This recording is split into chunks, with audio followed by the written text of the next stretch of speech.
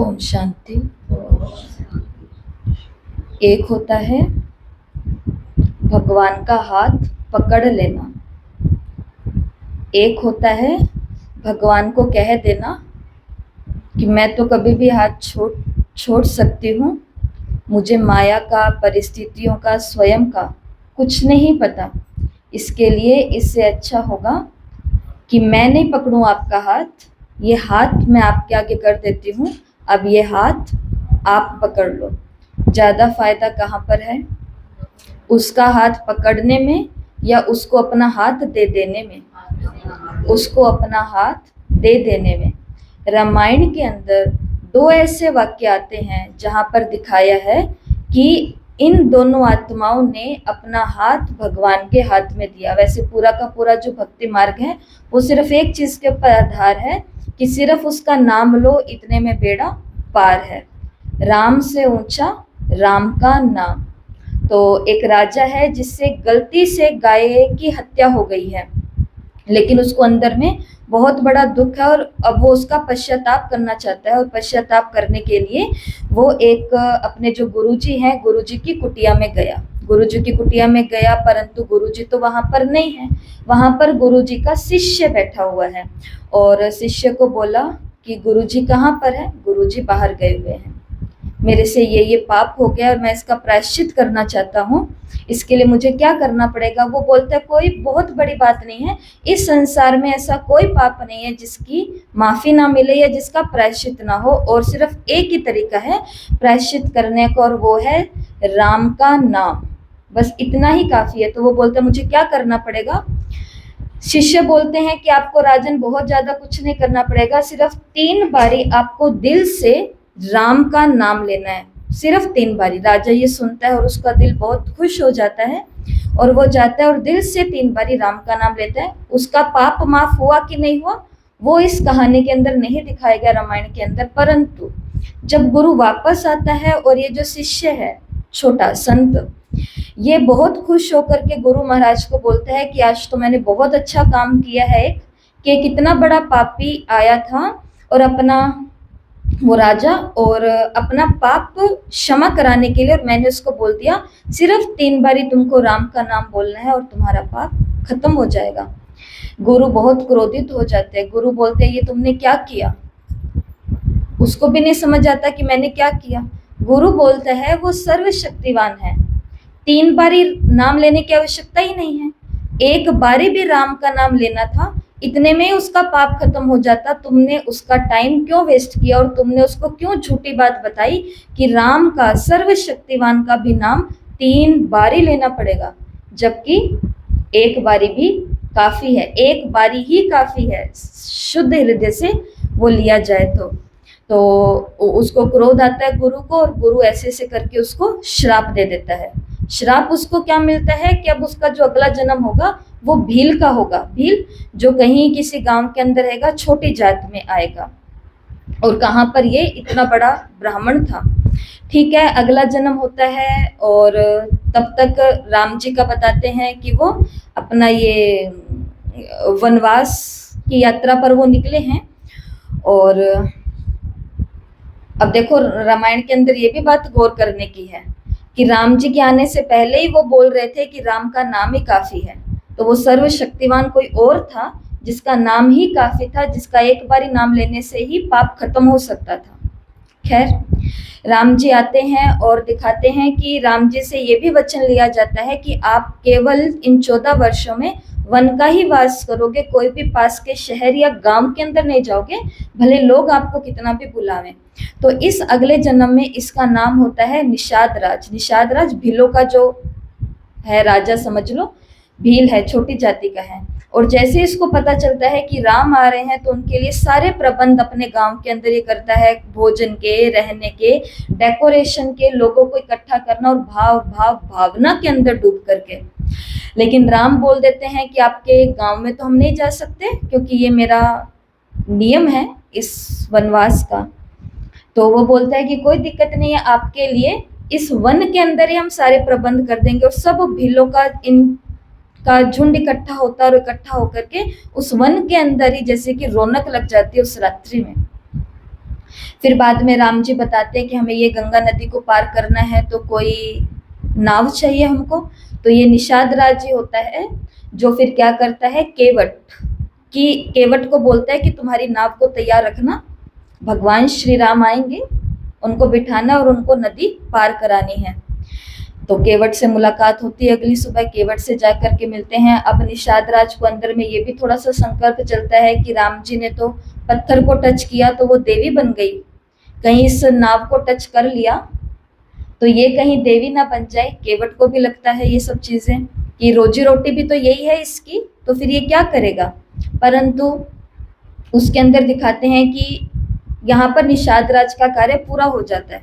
निषाद राज उनको तीनों लोगों को इधर नाव पर बिठाता। अब केवट क्या करता है, केवट उस नाव को कभी इधर डुलाए, कभी इधर, कभी इधर, कभी इधर, कभी इधर, पूरा का पूरा ऐसा गोता खिलाता है।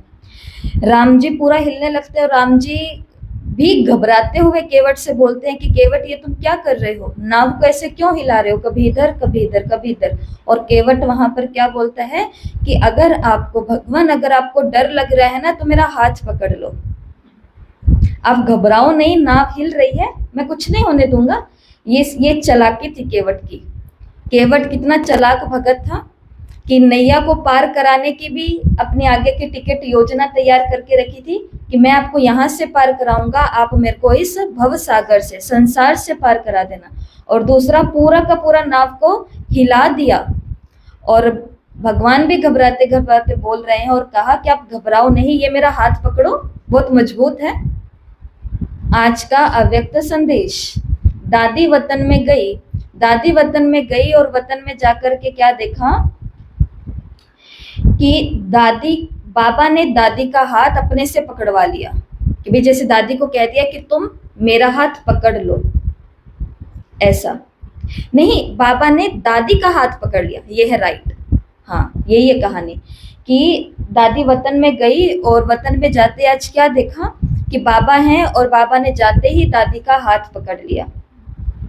तो ये एक बहुत बहुत ऊंची स्थिति होती है कि जहां पर मैं अपने मामलों को ना देखूं, मेरे मामलों को कौन देखेगा, वो देख। हाथ पकड़ाने का मतलब ये हाड मांस का, चमड़ी का हाथ थोड़ी ना होता है।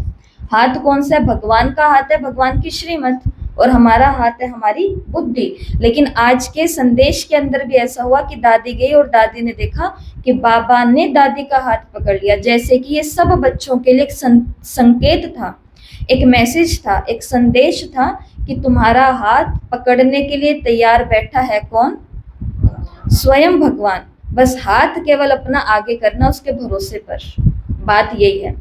तो अपना हाथ किसको पकड़वा दो, भगवान को, क्योंकि माया का भरोसा नहीं। हम भी बहुत अच्छे हैं पर हमारे किए गए विकर्म जो है, हमारे किए गए पूर्व जन्मों के ऊपर नीचे के कर्म है, वो कहाँ से बीच में आते हैं, कहाँ से हिसाब किताब के लोग आते हैं, कहाँ से कोई मझधार पैदा होता है, और बाबा का हाथ हंसी खुशी से भी कहाँ छूट जाता है, कभी कभी पता नहीं चलता, कभी कभी पता नहीं चलता। मुरली की तरफ जाएंगे, मुरली नहीं, अव्यक्त संदेश की तरफ जाएंगे, लेकिन उससे पहले आज मदर्स डे है।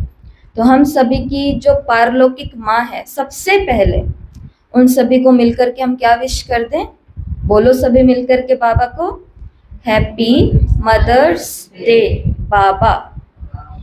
बाबा अव्यक्त ब्रह्मा बाबा को भी सभी मदर्स डे विश करो। ब्रह्मा बाबा या ब्रह्मा माँ। मीठी मम्मा को भी सामने देखो और सभी मिलकर के मम्मा को भी मदर्स डे विश करो। मम्मा दिल से निकल रहा है ना, ऐसे डंडा लेके तो नहीं बुलवा रहे। उसके बाद में ये प्रकृति माँ, तो सभी प्रकृति के पांचों तत्वों को, पशु प्राणियों को, इन पहाड़ों को, इन वादियों को, इन नदियों को, इन सागरों को, सबको अपने सामने देखो, इस सूर्य, इस चांद, इस सितारे को, और इनको भी विश करो happy mother's day.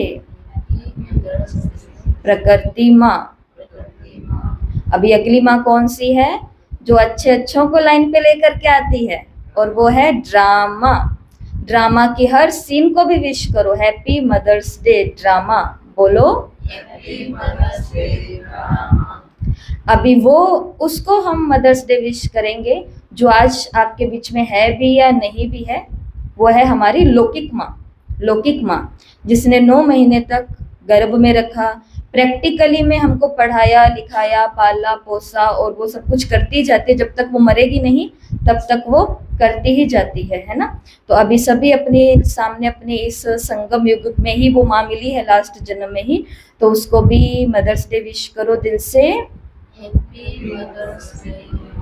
Happy mother's day माँ। ठीक है।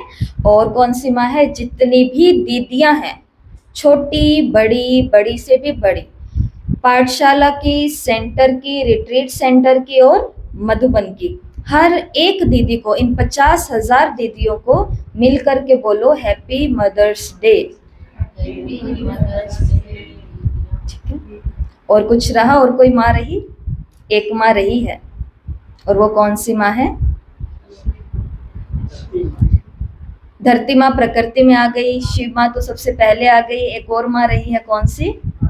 भारत माँ। भारत वो धरती, भारत वो देश जिसके ऊपर भगवान की नजर पड़ी। भारत वो देश जहाँ का हर देशवासी, खास करके जो फौज के अंदर है ये लोग, ये सिर्फ अपना धन पैसे मिल्कियत के लिए नहीं, परंतु राष्ट्र के लिए मरने मिटने के लिए, मारने काटने के लिए, सबके लिए ये तैयार है। मतलब कि अभी सब तरफ से निकल कर के आ रहा है ना कि ऐसी आर्मी संसार में, इतिहास में भी कहीं नहीं हुई है। जब जब ऐसा कुछ हुआ है तब तब ये लोग तैयार रहे हैं। कौन सी माँ के लिए? इस भारत माँ के लिए, जो हाथ में वो तिरंगा लेकर के खड़ी है, ये भारत माँ। तो सभी मिलकर के अपने राष्ट्र को भी हैप्पी मदर्स डे विश करेंगे, इस मातृभूमि को। हैप्पी मदर्स डे भारत माँ। तो माँ के ऊपर कुछ लाइन है जो आपको सुनाते हैं। आओ सुनाती हूँ तुम्हें माँ की कहानी मेरी जुबानी। वैसे तो ये फिट होगी सिर्फ लौकिक माँ के ऊपर, परंतु हम हर माँ के ऊपर और इस दुनिया की हर एक माँ का अधिकार है, आज बाबा की दुआएं उन तक पहुंचनी ही चाहिए। तो इस कविता के माध्यम से सुनने वाली सभी माताएं, बैठी हुई सभी माताएं, आप सभी को समर्पित है। आओ सुनाती हूँ तुम्हें माँ की कहानी मेरी जुबानी। जानते हो क्या तुम्हें सबसे ज्यादा प्यार माँ क्यों करती है?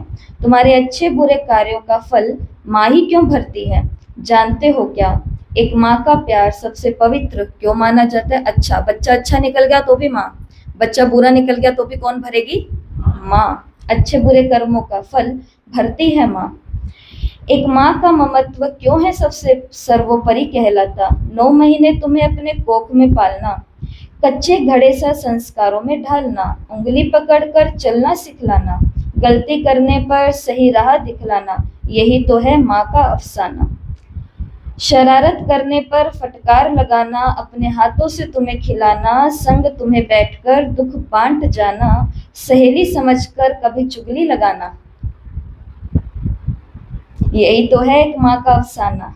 घर का पूरा बोझ अपने कंधों पर उठाना, सभी मुसीबतें चुप करके सह जाना, फिर भी भला बुरा कहलाना। फिर भी माँ क्या कहलाती है? हमेशा बुरी कहलाती है।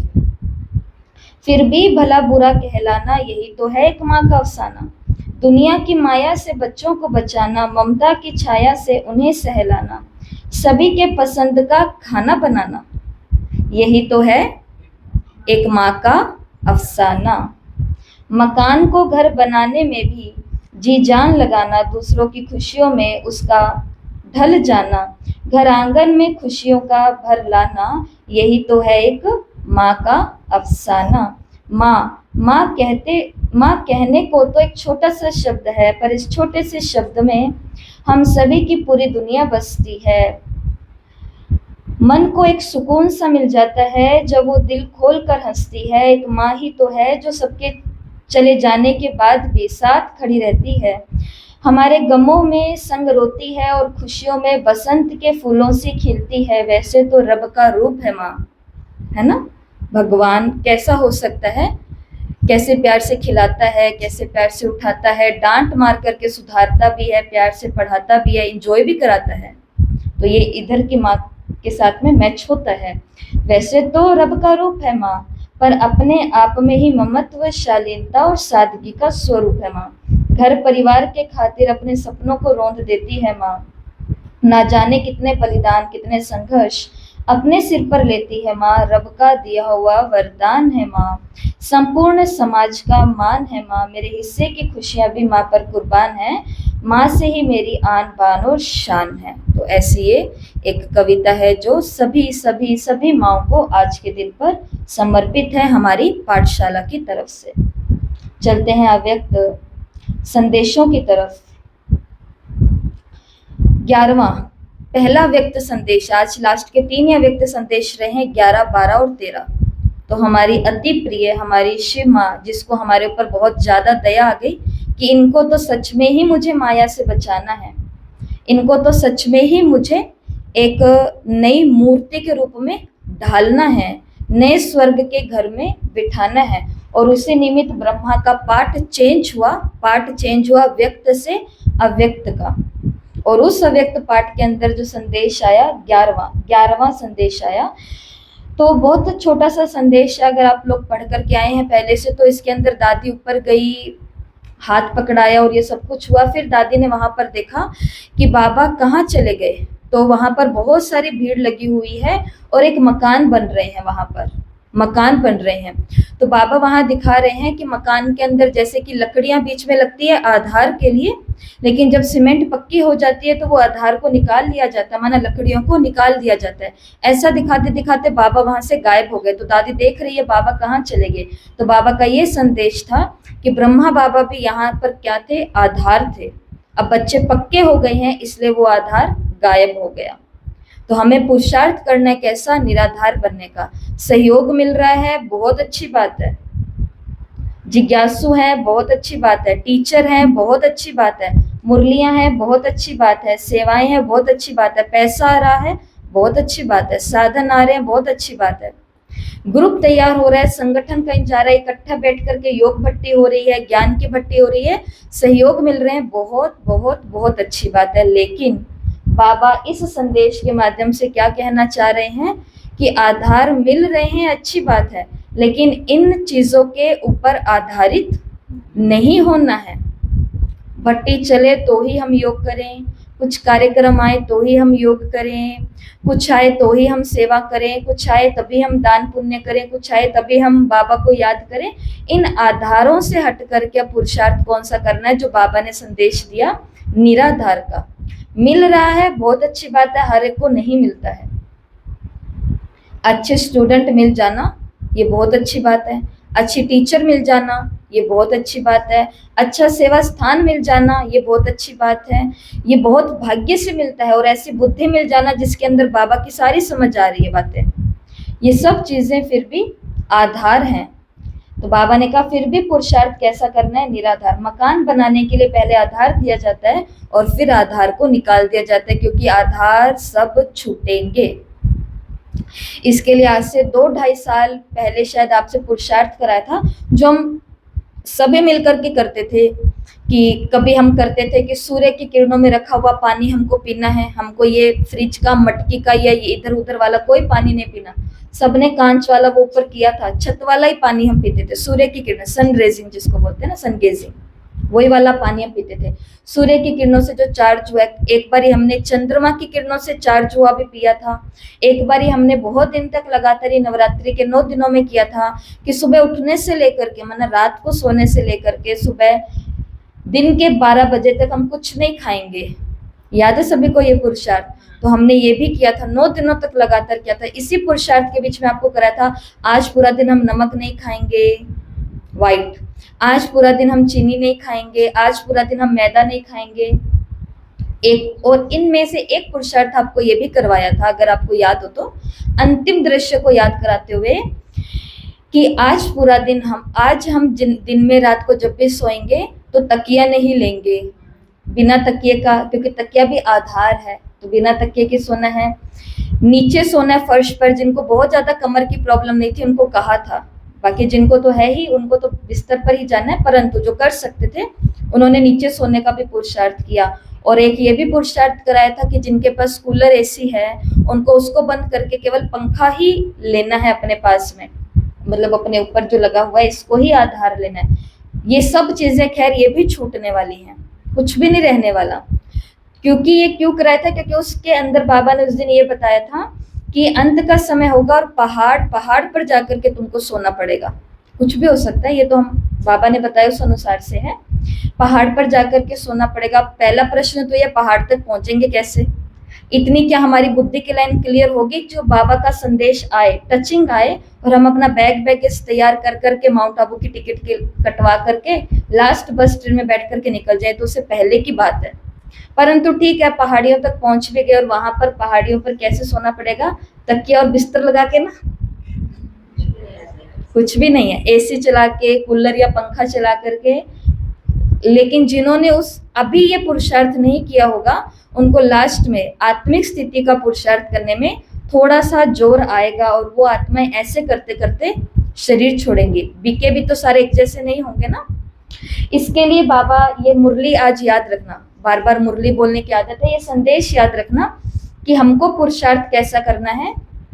निराधार, ये मेरे साथ रोज आते हैं, ये मेरे साथ रोज जाते हैं, सहयोग मिल रहा है, बहुत अच्छी बात है। लेकिन पुरुषार्थ करना है सहारे छूटने के बाद भी, कि मेरा पुरुषार्थ तो चलता रहे। निराधार। अगला बस ये छोटा सा ही संदेश है। अगले संदेश में दादी गई और बाबा तो वतन में थे ही नहीं। आज बाबा गायब है।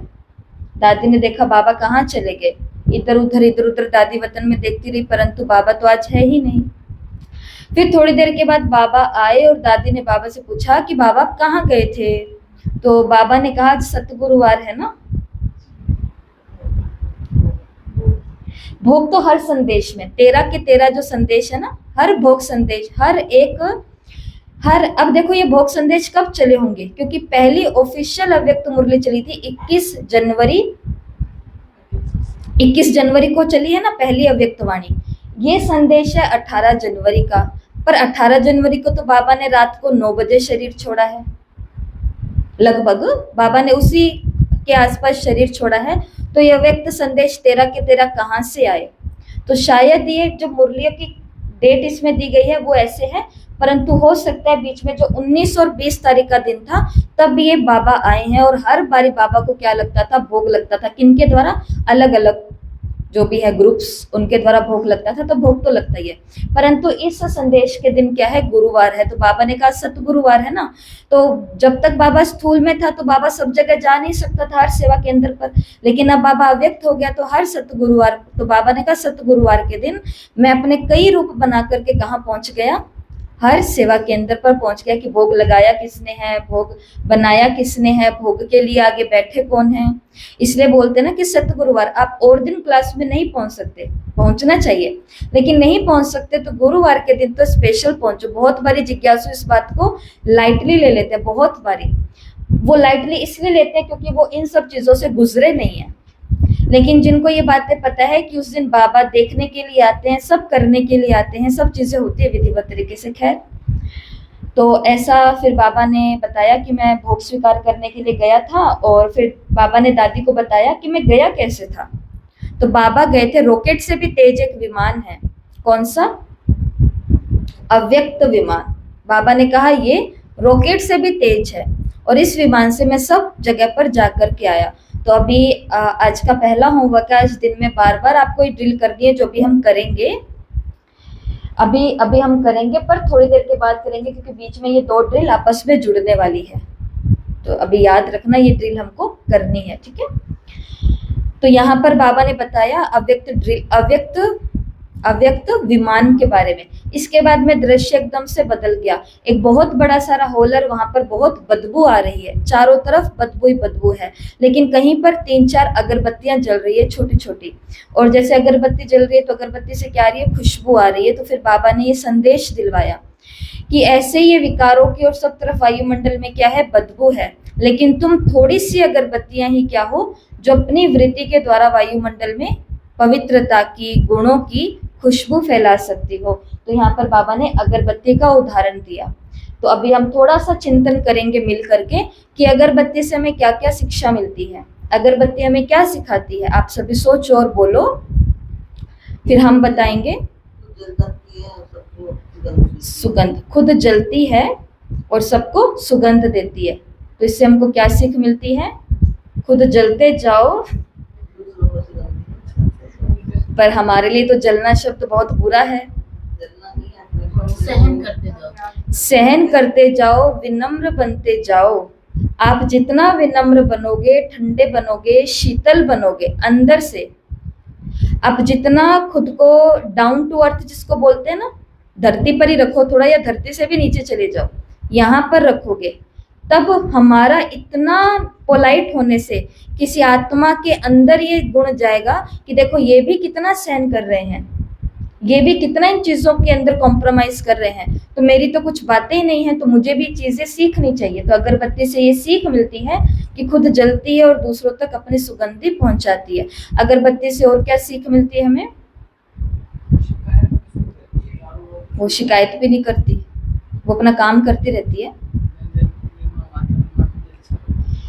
बिल्कुल, शुद्धता, जहां अगरबत्ती होगी वहां शुद्धता होगी ही होगी, क्योंकि अगरबत्ती का नियम है, अगरबत्ती हमेशा कब जलाई जाती है? सारी सफाई होने के बाद में। तो अब तो अगरबत्ती किस चीज का सीख है? कि हमें भी अपने तन मन को, आने वाले धन को, बने हुए रिश्तों को कैसे रखना है? शुद्ध रखना है, तभी ये लाइट और माइट बाहर आए।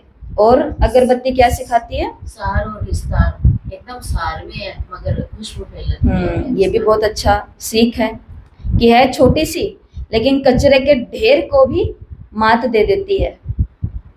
काम बहुत विस्तार का है, दिखने में वो बोलते हैं ना छोटा पटाखा है, लेकिन आवाज बहुत तेज है, वो वाली बात होती है ना। ठीक है, एकदम सीधी रहती है। और अगरबत्ती से क्या सीख मिलती है? और सोचो, देखो अगरबत्ती को, सब देखते देखते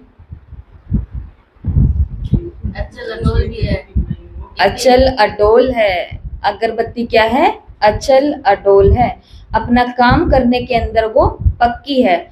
कचरे का ढेर और डालते जाओ, और डालते जाओ, और डालते जाओ, परंतु अगरबत्ती की कर्तव्य को कोई हिला नहीं सकता, उसके ऊपर उसका प्रभाव नहीं पड़ेगा। जैसे आज की अव्यक्त वाणी जो रविवार की चली है, इस अव्यक्त वाणी के अंदर बाबा ने यही बोला ना कि बाबा ने क्या देखा, कभी कभी कोई कोई बच्चों को दूसरों के वायुमंडल का, दूसरों के संस्कारों का प्रभाव पड़ जाता है। तो अगरबत्ती हमें ये सीख देती है कि दूसरा कितना भी विकारी है, कितना भी बुरा है, कितना भी क्या है, कितना भी क्या है, लेकिन हम ये नहीं बोल सकते तो अव्यक्त वाणी आज की, तुम ये नहीं बोल सकते मैं तो शांत रहना चाहती हूँ, तो पर ये तो, पर ये तो, पर ये तो लेकिन और तो हम नहीं कर सकते। अगरबत्ती हमें सिखाती है कि आप अपने काम में क्या रहो। आपका काम है खुशबू देना, आपको केवल क्या देनी है? खुशबू देनी है। वो उसके संस्कार है, वो उसके हिसाब किताब है। और अगरबत्ती से क्या सीखने को मिलता है? मोहब्बत में है, कोई मेहनत नहीं, बस किसी ने जला दिया, अब अपना काम सहजता से करती जाएगी, ना डिस्टर्ब होगी, ना किसी को डिस्टर्ब करेगी। बिल्कुल, यही पॉइंट पहले, खुशबू दिखाई देती है। अकेली कहीं पड़ी रहती है और वहीं पर ही बैठे बैठे देखो, बाबा ने, ब्रह्मा बाबा ने बच्चों के लिए आज कितना कुछ बना दिया। मतलब शांति वन के नाम ले अगर हम कैंपस के, तो नाम खत्म ही ना होने में आए, इतने कैंपस और इतने वहां पर बनते ही बनते जा रहे हैं। लेकिन ब्रह्मा बाबा कहाँ रहे?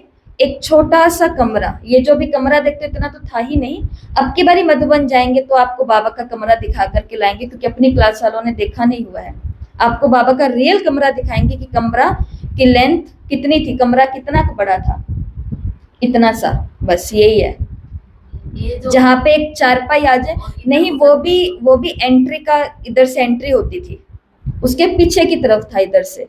तो कितना सा कमरा था जहाँ पर बस बाबा की ये आ जाए और ये के नीचे बैठते थे तो वो आ जाए, बस इतना सा था और कुछ नहीं था। जो खुद किसी कोने के अंदर बैठ करके खुद की तपस्या, विनम्रता और ये वो सब कुछ करता गया। लेकिन आज संसार में किसकी खुशबू फैल रही है? कि कौन बैठा है सबके पास में? ब्रह्मा बाबा। हमको बताना पड़ता है कि ये भगवान नहीं है, ये देवता नहीं है, ये हमारे गुरु नहीं है, लोग तो समझते हैं यही है हमारे, इतना इन्होंने अपने अंदर वो ले लिया। नेक्स्ट गॉड, अगरबत्ती अस्थायित्व होती है, मतलब अगरबत्ती हमें जीवन में ये याद दिलाती है कि कुछ भी स्थायी नहीं है, अगरबत्ती है धीरे धीरे खत्म होती जाती है। तो अगरबत्ती से हमें ये शिक्षा मिलती है कि आने वाली परिस्थितियां सदा नहीं रहेंगी, बातें हैं आई हैं और चली जाएंगी, लेकिन बातों का जो प्रभाव छूटता है वो कभी नहीं जाता। इसके लिए बातों के ऊपर ज्यादा गौर नहीं करना। सुगंध फैलती है जब उसे जलाया जाता है, इसी तरह हमारी प्रतिभाएं और क्षमताएं तब दिखाई देती है जब हम उसे उपयोग में लेकर के आते हैं। अगरबत्ती को रख दो, कहाँ से खुशबू आएगी, एक डिब्बी में ही खुशबू है, लेकिन जब उसे जलाया जाएगा, मतलब जब हम भी फील्ड में आएंगे, मैं बहुत अच्छी योगी हूँ, कैसे पता चलेगा आप योगी हो? मैं बहुत अच्छा ज्ञान, मेरे अंदर बहुत अच्छा ज्ञान है, कैसे पता चलेगा बहुत अच्छा ज्ञान है? किसी के आगे खड़ा करो दो बाप का परिचय देने के लिए, तो वहां पर हमें सोचना पड़ता है, और हम कहें मेरे अंदर बहुत अच्छा ज्ञान है। इसके लिए ऐसा काम नहीं करना। जब तक हम फील्ड में नहीं आएंगे तब तक हम भी अपनी प्रतिभाओं को नहीं जानते हैं, हमें भी तो नहीं पता होता है कि मेरे अंदर ये क्वालिटीज है। धैर्य और दृढ़ता, दृढ़ता से अपना काम करती रहती है और धीरज है उसके अंदर। तो ये हमें ये सिखाती है कि लक्ष्यों को प्राप्त करने के लिए धैर्य और दृढ़ता के महत्व को सीखना है। शुद्धि और है आध्यात्मिकता से जुड़ाव, ये भी बहुत अच्छा सीख है अगरबत्ती से। अगरबत्ती सिर्फ कहाँ जलती है? विकारी स्थानों पर नहीं, धार्मिक स्थानों पर। जितने भी आध्यात्मिक और धार्मिक स्थान है वहां अगरबत्ती। तो इससे हमको क्या सीख मिलती है? घर में भी मंदिर में जलाते हैं और नहीं, तो इससे हमको क्या सीख क्या मिलती है? यहाँ का वायुमंडल देखो। अगरबत्ती की सुगंध, अगरबत्ती अक्सर धार्मिक अनुष्ठानों में उपयोग की जाती है, हमें कुछ बड़े के साथ जुड़ने के महत्व का याद दिलाती है। तो हमें भी ये याद दिलाती है कि हमें भी किनके साथ जुड़ करके रहना है? अच्छों के साथ, जो धार्मिक और आध्यात्मिक प्रवृत्ति के लोग हैं। और अगरबत्ती जलने के बाद भी रहती है सुगंध, उसकी प्रभाव नहीं छूटता बहुत देरी तक। और लास्ट है विनम्रता, अगरबत्ती सुगंध देने के लिए खुद को जलाती है, जो आपने बताया। तो हमें भी विनम्रता और स्वार्थहीनता के मूल्यों को सीखना चाहिए अगरबत्ती से। खुद का कोई स्वार्थ नहीं है, खुद तो जलेगी, खत्म हो जाएगी थोड़ी देर के बाद, और जो देखो, और जब उसका वो बच जाती है राख, मतलब तो उसको भी कौन अपने घर में रखता है? उसको भी तो हम कचरे में निकाल देंगे। लेकिन उसने कभी शिकायत की? जो आपने बोला, उसने कभी शिकायत की कि तुमने मेरे से फायदा तो उठा लिया, परंतु मेरे अवशेषों को तुमने रखा भी नहीं संजो करके। हाँ, अगर वो धार्मिक स्थानों पर है तो ऐसा। इसी प्रकार से कभी भी ये शिकायत नहीं करनी कि आप मेरा फायदा तो उठा रहे हो परंतु किया नहीं, ये भी हमको सीख मिलती है वैसे इधर से। तो ये है अगरबत्ती से सीख। अभी है लास्ट, तो आज का लास्ट, जहां पर बाबा ने क्या पकड़ लिया? देखो मैं आपको ये लाइन यहाँ पर सुनाऊं तो आपको ये पूरा दिन याद रहना चाहिए।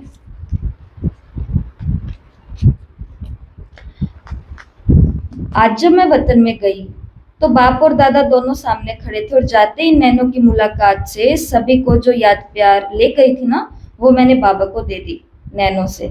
जैसे ही मैं याद दे रही थी तो साकार बाबा ने मेरा हाथ पकड़ा। उस हाथ पकड़ने में ना मालूम क्या जादू था, ऐसा अनुभव हुआ जैसे कि हाथ पकड़ा और दादी को अनुभव क्या हुआ जैसे कि पूरा का पूरा सागर उमड़ गया है और मैं उसके अंदर कोई स्नान कर रही हूँ। ऐसे थोड़े समय के लिए मैं प्रेम के सागर में लीन हो गई थी, और इसी बीच में मैंने ऑलमाइटी बाबा की तरफ देखा। कौन है ऑलमाइटी बाबा? शिव बाबा। इसी बीच में, इसी सागर की लहरों के बीच में मैंने ऑलमाइटी बाबा को देखा, और बाबा ने कहा, बच्ची, बाप में जो दो मुख्य गुण है वो स्वयं में अनुभव करना। कौन से हैं बाप में दो मुख्य गुण? प्रेम स्वरूप और ज्ञान। हाँ, प्रेम स्वरूप और ज्ञान स्वरूप, तो ये दोनों रूप। तो बच्चों को भी ये गुण अपने चलन में धारण करने हैं। फिर मैंने पूछा कि पिछली बारी आपने वतन में एडवांस पार्टी में गए हुए बच्चों का इतना बड़ा संगठन दिखाया था, तो इसका क्या रहस्य है?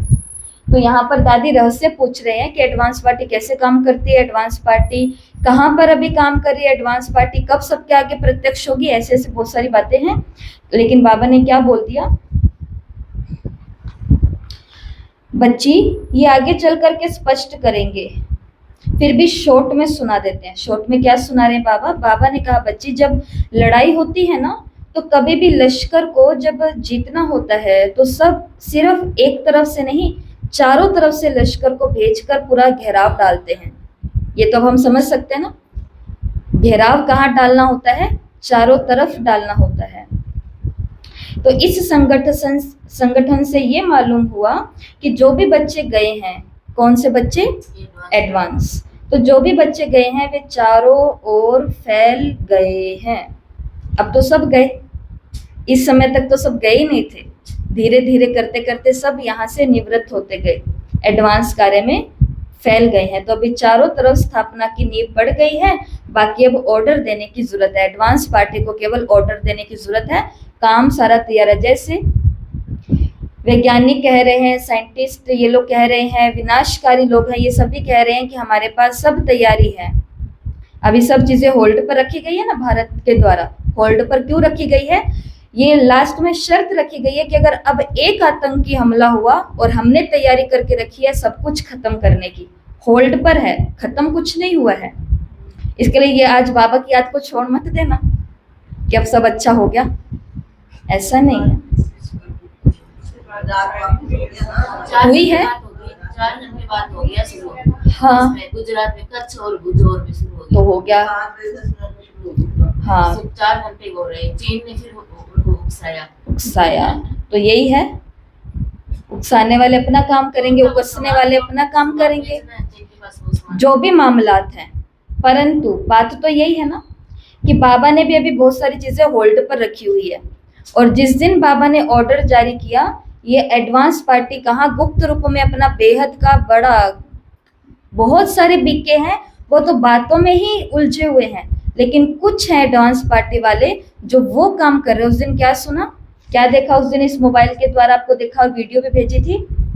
क्या बोला परशुराम जी ने कृष्ण को? माखन बहुत खा लिया, मुरली बहुत सुना ली, चला ली, रास बजा ली, रास बहुत कर ली, हे माधव अब वो करो जो करने के लिए आए हो। एडवांस पार्टी वो काम कर रही है जो बाबा चाहते हैं।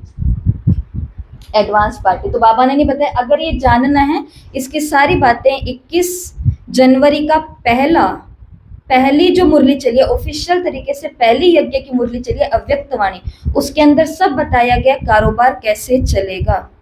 पॉइंट 21 लगभग पॉइंट वहां पर बताए गए हैं, या 11 या 21 ऐसे पॉइंट बताए गए। फिर बाबा ने 4 स्टेज बताई सीढ़ी की। सीढ़ी की 4 स्टेज होती है। एक स्टेज है जो बाबा ने बताई, जब ज्ञान में आना, ज्ञान सुनना, सुनाना और निश्चय हो जाना, ये थी पहली सीढ़ी। दूसरी सीढ़ी है विनाश। अंत समय का विनाश हो रहा है, बाढ़ में सब लोग डूब रहे हैं, कहाँ क्या हो रहा है, लेकिन शक्ति दल और पांडव दल अचल अडोल खड़े हैं। यह है दूसरी सीढ़ी। तीसरी स्टेज या तीसरी सीढ़ी है वो ये है कि अब सभी आत्माएं गुब्बारे के मुआफिक कहाँ जा रही है? गुब्बारे के मुआफिक परम धाम में जा रही है। और फिर परम धाम की सीन बाबा ने दिखाई। और चौथी सीन थी, चौथी सीढ़ी थी, चौथी स्टेज थी स्वर्ग की, जहाँ पर छोटे छोटे बच्चे हैं, छोटे छोटे बच्चों में स्वर्ग की आत्माएं कैसे प्रवेश कर रही है। तो बाबा ने ये सभी स्टेजेस की सीढ़ी बच्चों को दिखाई, और रहस्य बताते हुए बाबा ने कहा कि बच्चों की बुद्धि में ये घूमता रहे कि अब हमारी स्टेज कहाँ है। जो अंतिम स्टेज धारण करनी है वो लक्ष्य से पहले ही बुद्धि में रखेंगे तो पुरुषार्थ तेज होगा। लास्ट स्टेज कौन सी है कि ऊपर से सितारे आ रहे हैं और नीचे छोटे छोटे सत्युग के बच्चों के शरीरों में जा रहे हैं। बाबा ने कहा इस अंतिम स्टेज को याद रखो, तब ये तीनों स्टेज को क्रॉस कर पाओगे। कौन सी है 3 स्टेज? बाबा पर निश्चय, ज्ञान सुनना, सुनाना, मंथन करना। दूसरी स्टेज विनाश के अंदर शक्ति दल और पांडव दल का अचल अडोल स्थिर। ऐसा ना हो बच्चे घबरा रहे हैं, और उनसे भी ज्यादा बाबा की ये बच्चियां माएँ घबरा रही है घरों के अंदर। यही तो समय है अपने आप को प्रत्यक्ष करने का। ये तो समय है ना अपने आप को प्रत्यक्ष करने का कि किस लिए घबराना हो, बैठो आज तुमको कराती हूँ मैं योग। कभी नहीं किया ना, अभी तुम्हारा मन शांत कर देती हूँ। ये होगी प्रत्यक्षता। और तीसरी स्टेज कौन सी है? आत्माएं गुब्बारे की तरह निकली और ऊपर ऊपर ऊपर, गैस वाला गुब्बारा होता है ना, परम धाम में पहुंच गए। बाबा ने कहा इन तीनों स्टेजों पर अच्छे से काम कर सकते हो, अगर लक्ष्य कौन सा होगा, चौथी स्टेज का, कौन सा, ऊपर से स्टार्स आ रहे हैं और नीचे छोटे छोटे स्वर्ग के बच्चों में प्रवेश कर रहे हैं, तो उसके अंदर मैं भी होंगी। मैं अपना नहीं पूछ रही, आपका पूछ रही हूँ, सबका। होंगी। हम सब अपना अपना रिजल्ट निकालो, तो उसके लिए इन तीनों को कवर करना पड़ेगा। ये है 4 सीढ़ियों की स्टेज और लास्ट में है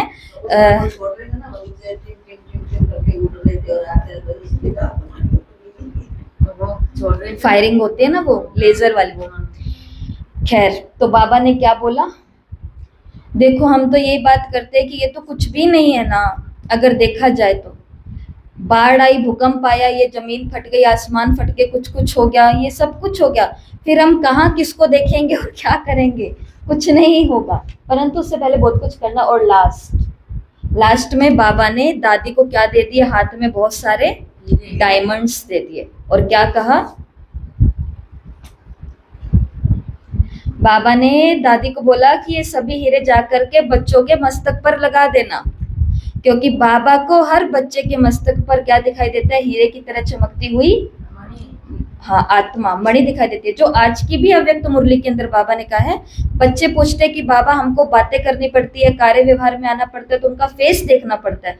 बाबा ने कहा फेस तो बाबा भी आता है तो बच्चों का देखता है, लेकिन क्या बाबा फेस देखता है या भ्रिकुटी के बीच में चमकती हुई आत्मा को देखता है? तो आज सभी अपने माथे में क्या लगाएंगे, हीरा। अब इन दोनों को हम जोड़ने वाले हैं, अव्यक्त विमान और हीरे की तिलक, हीरे की बिंदी। अभी मैं आपको एक ड्रिल करवाने वाली हूँ। उस ड्रिल के अंदर क्या होगा, मैं सिर्फ आपको स्थान बोलूंगी, उस स्थान पर आपको पहुंचना है, परंतु शर्त यह है कि वहां पर पहुंचते ही खुद को सिर्फ क्या देखना है, भ्रिकुटी के बीच में, माथे के बीच में क्या चमका, एक डायमंड। इतना भी नहीं सोचना, सिर्फ सोचना है डायमंड चमका, डायमंड चमका। जैसे फॉर एग्जांपल मैं आपको बोलती हूँ परम धाम, और परम धाम के अंदर पहुंचते ही खुद को क्या देखना है, डायमंड चमका। मैं आपको बोलूं सूक्ष्म वतन, सूक्ष्म वतन के अंदर लाइट की काया में क्या देखना है, डायमंड देखना है। ठीक है, स्टार्ट करें। तो कौन से विमान में बैठेंगे अभी, अव्यक्त विमान के अंदर। चलो स्थिर हो जाएं।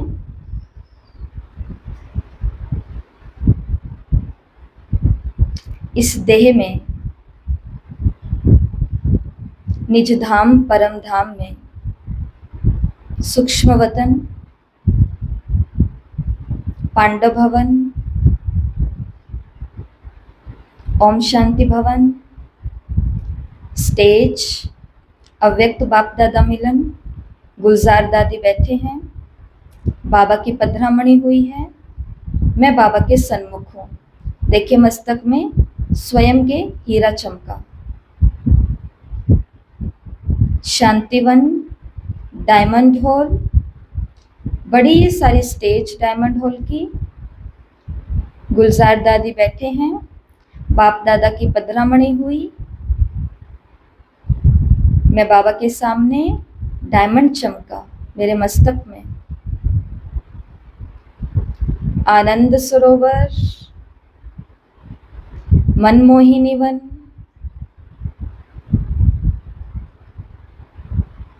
ज्ञान सरोवर,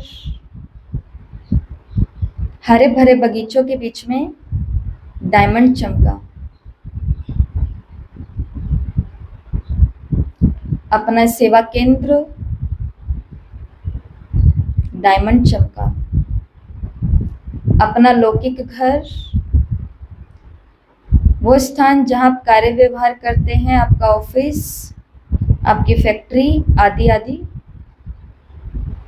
वो सभी रिश्ते जो मैं पूरा दिन निभाती हूँ, डायमंड डायमंड चमका।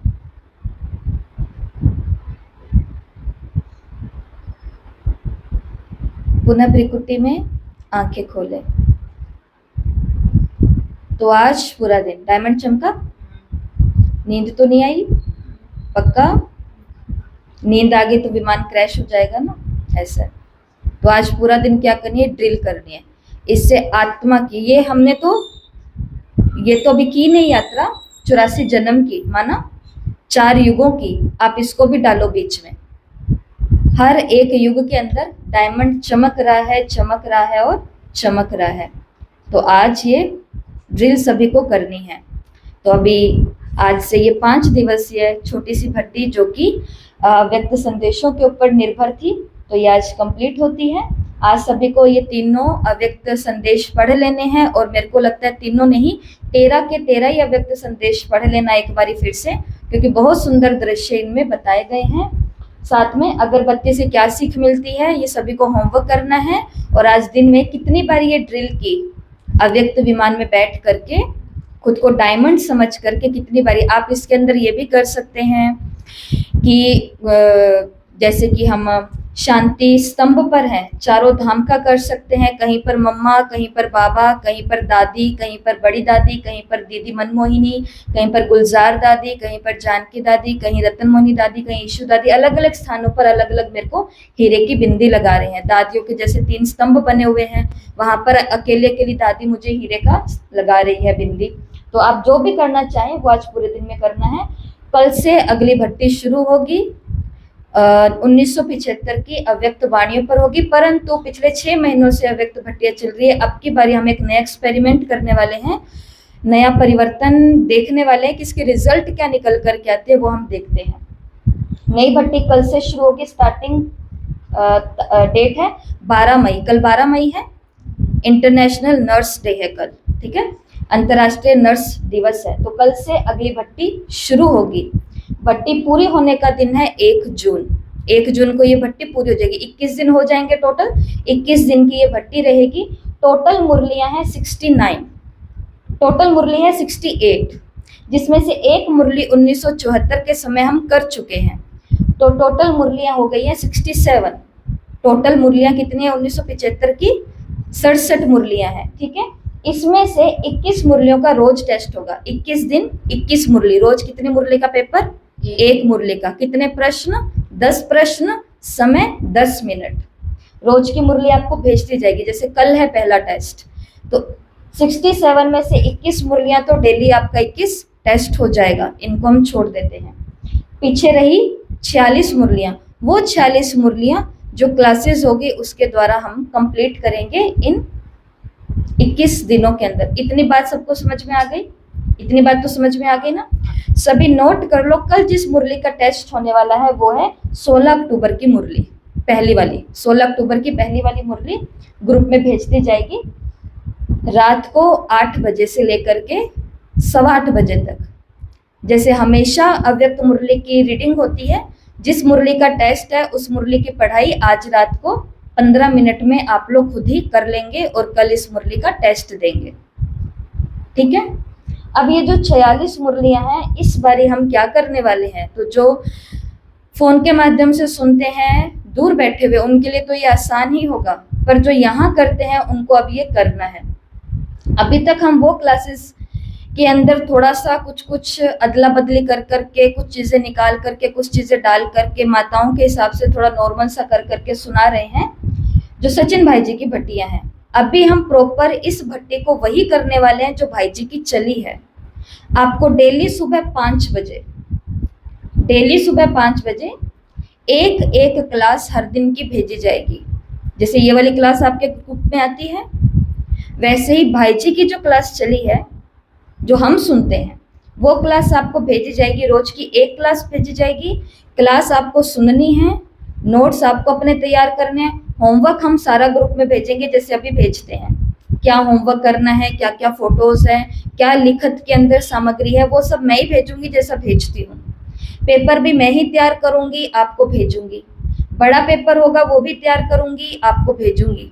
प्रोसेस सारा जो रहेगा वो वैसा रहेगा। बस एक चीज का परिवर्तन होगा कि वो क्लास अब यहाँ से नहीं होगी। सिर्फ ये एक भट्टी में हमें एक्सपेरिमेंट करना है कि अब हमने बाबा की वाणी को समझ लिया है, अब वहां से सुनो जिन्होंने ये मुरलियां सुनाई है, समझाई है, उनकी पावर को भी कैच करो जो मधुबन से निकल करके आ रही है। क्योंकि जो हम अपनी बुद्धि में परिवर्तन करते हैं वो आप भी करो। और इससे एक्सपेरिमेंट कर रहे हैं, कुछ नया अनुभव कर रहे हैं, तो इससे ये भी पता चलेगा कि हम उन बातों को कैच कर पा रहे हैं। अगर नहीं होगा तो अगली भट्टी जो फिर से नई मुरलियां शुरू होगी 77 की, तो वो तो हम फिर से यहीं पर ही कर लेंगे।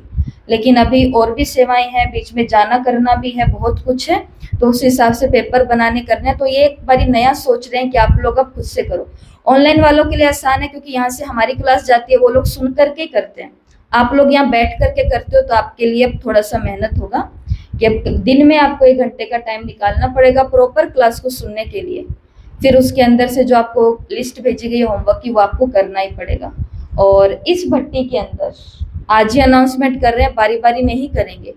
इस भट्टी के अंदर जो रोज के ये पेपर होंगे, 21 टेस्ट हो गए ना रोज के, इनके अंदर 10 आउट ऑफ 10 जिसके नंबर आएंगे, 10 में से 10 मुरलियां होंगी, एक एक टेस्ट की मुरली कितनी होगी, उसमें से भी अगर 1 नंबर कम आए, 10 में से 5 ही नंबर आए, 6 नंबर आए, 7 ही नंबर आए, तो ये हमारे लिए बहुत अच्छी बात नहीं है। टेस्ट वाली मुरली सिर्फ एक ही होगी जिसके ऊपर आपको मेहनत करनी है। तो ये मुरली आपको, इसके अंदर जो रोज 10 में से 10 नंबर लाएगा और जो फाइनल टेस्ट होगा, जो क्लासेस आपकी क्लास के अंदर जिसने रोज की क्लास ढंग से सुनी होगी, वो 46 मुरलियां वहीं पर ही कर चुका होगा, उसको फिर से सिर्फ एक नजर निकाल करके पढ़ना होगा।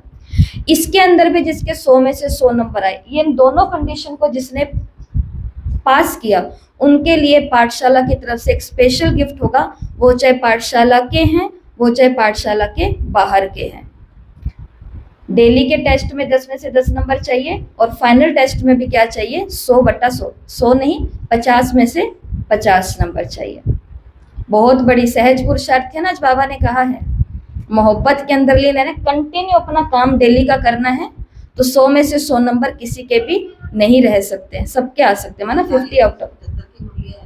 बिल्कुल ठीक है। कुछ पूछना है अभी यहाँ से? तो आज पढ़ने वाली मुरली ये है, ग्रुप में 8 बजे इकट्ठे होकर के पढ़ेंगे। कल इसके ऊपर टेस्ट होगा।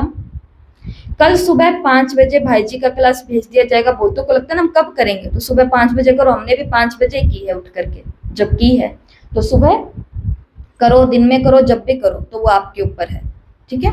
और होमवर्क और सब हम यहाँ से भेजेंगे, पेपर रोज का भेजा जाएगा, ओके। सहज ही है।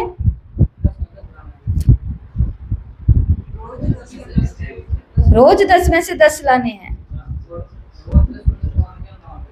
बाबा को आप पर भरोसा है, आपका हाथ बाबा ने पकड़ के रखा है, खुद के ऊपर भरोसा करना है, बस मुरली को ढंग से पढ़ना है। और एक एक मुरली है, बहुत बड़ी मुरली हमने निकाल दी है, और आप मेरे पे विश्वास रखो, आगे की जो मुरलियां आती जा रही है ना, सब मुरलियां छोटी होती जा रही हैं। आगे तो थोड़ा और आगे निकल जाओगे, 80s पर, 85 पर, 90s की मुरलियां सब छोटे छोटे छोटी। बाबा आया और ऐसे ही चला गया। क्या करने आया बाबा? दृष्टि देने आए, क्योंकि बाबा ने ज्ञान तो बहुत ही सुना दिया। आई समझ में? तो एक एक मुरली होगी, ढंग से करनी है। अच्छा जी, ओम शांति।